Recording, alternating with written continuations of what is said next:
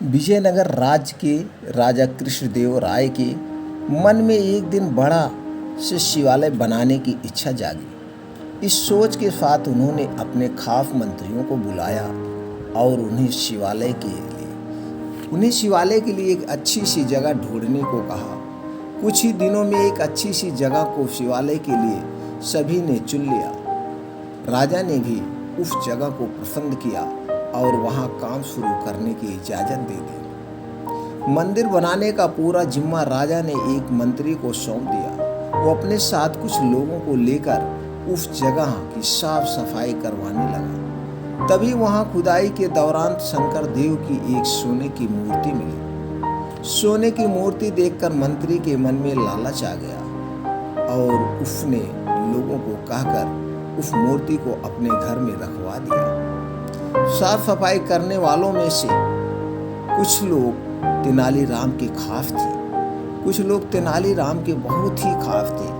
जो कुछ भी होता था वह तेनालीराम को बताते थे। उन्होंने सोने की मूर्ति और मंत्री के लालच के बारे में तेनालीराम को बता दिया। इन सारी बातों का पता चलने के बाद भी तेनालीराम ने कुछ नहीं किया। वो सही वक्त का इंतजार करते रहे।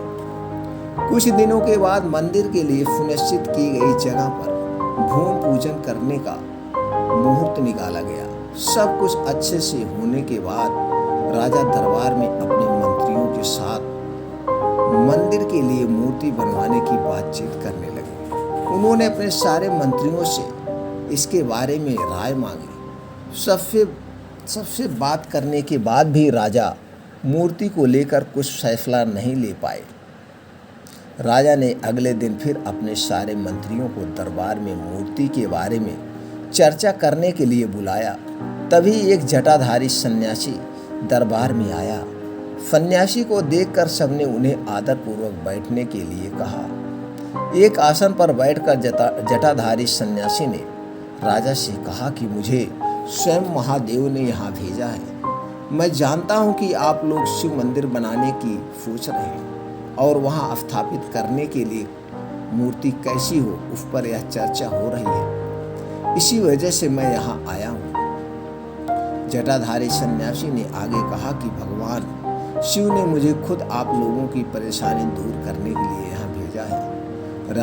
राजा कृष्णदेव ने आश्चर्य से कहा कि खुद भगवान शिव ने आपको भेजा है?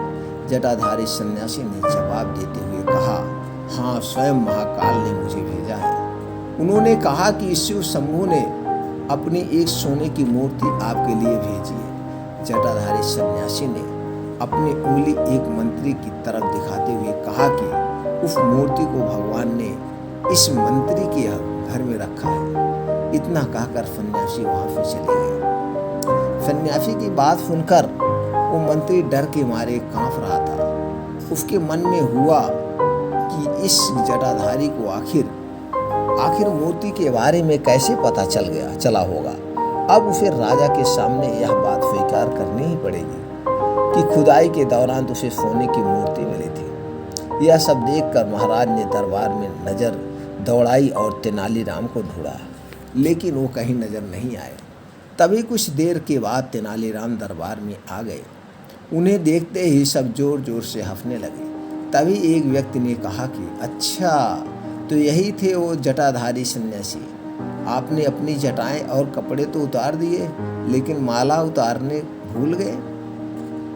सबको हंसता देख महाराज भी मुस्कुराने लगे और तेनालीराम की तारीफ करते हुए मंदिर का काम करवाने की जिम्मेदारी उनके कंधों पर सौंप दी।